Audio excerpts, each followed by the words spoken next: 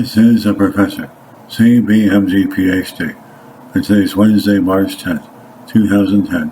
It is 9:09, 11 seconds a.m. Eastern Standard Time, and this is my testimony, so let's hop to it here. I would like to call my write-up the Statement of the Year.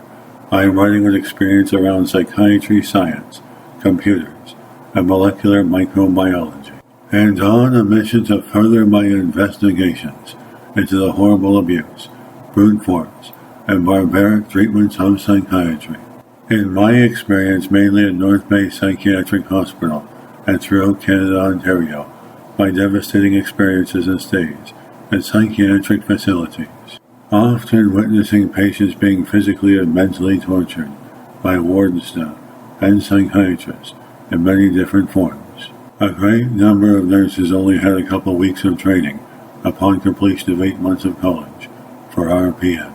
Yet these false nurses would walk around the wards with a simple pen and pad writing and charting incriminating offensive rumors and slander about patients that were unknown to them, some secretly resulting in nursing gossip being false accusations of ignorance. You get false doctors that will walk into the room and ask their patients if they are taking their medications for false written symptoms obtained by random nurses. That was easily fabricated to match up to a DSM illness, which are voted in by psychiatrists, especially being outnumbered by a majority of false nurses. They seem to have their own tales about everybody.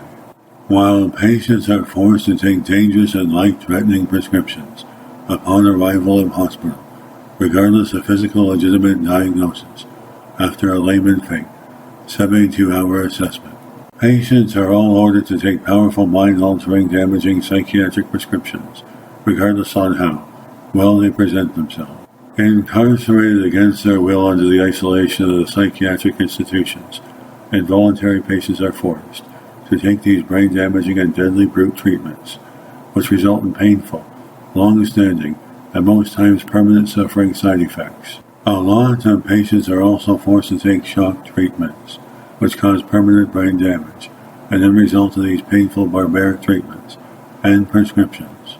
Patients often become ill, high with severe symptoms of nerve damage, tremors, and psychosis, which makes them look mentally dysfunctional.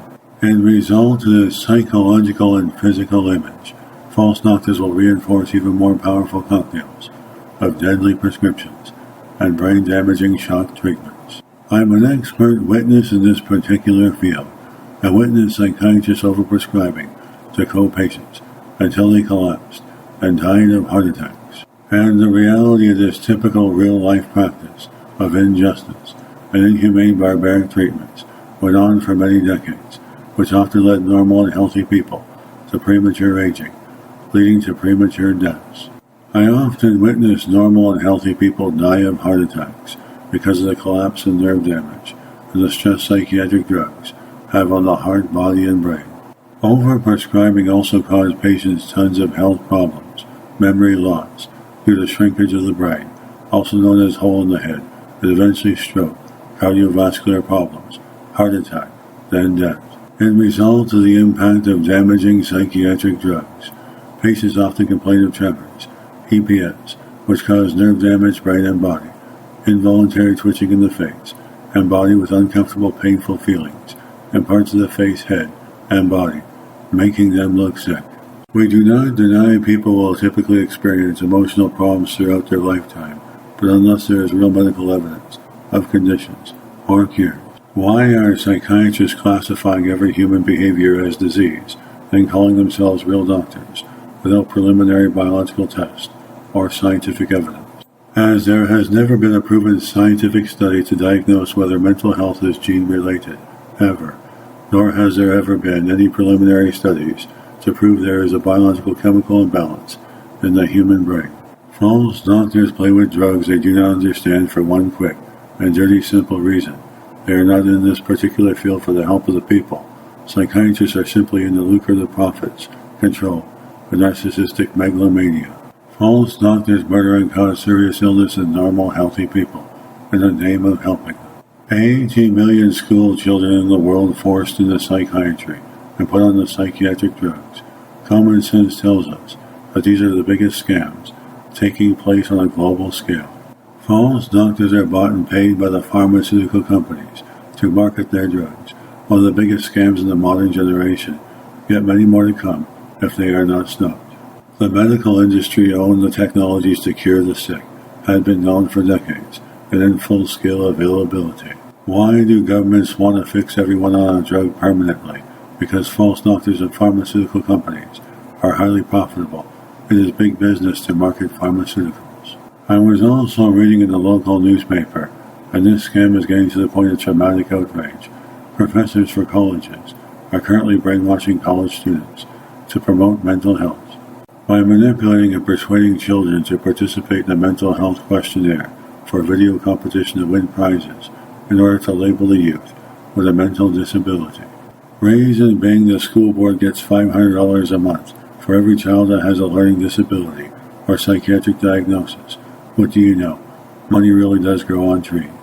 Pushing psychiatric drugs and pseudoscience into the lives of children and uneducated adults to foresee the future or direction mental health is headed.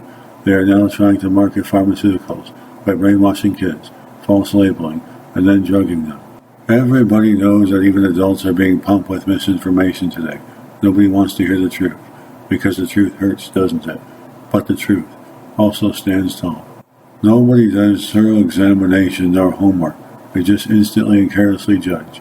Everybody then stamp an arbitrary mental health label on everyone for lucrative profits, seeking a quick and dirty quick fix to life.